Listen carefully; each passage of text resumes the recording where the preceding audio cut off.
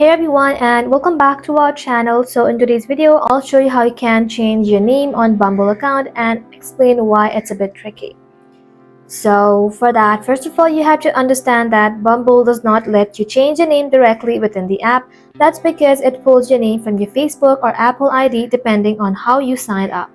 So if you have signed up with Facebook, go to your Facebook profile, edit the basic info and change your name first and full name, and then save changes. It may take time for Bumble to sync the new names. And if you have used Apple ID or your phone number to create a Bumble account, there's no way to edit your name manually.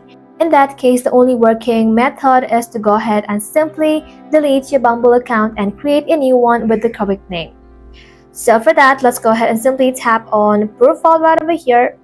Inside here, tap on the settings like icon, scroll below and then tap on Delete Account. Go ahead and simply give the reason for your deletion and then simply tap on Delete Account again.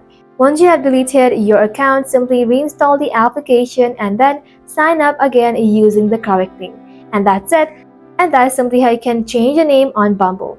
I hope this video was helpful. If it was, don't forget to like and sub, and I'll see you in the next one.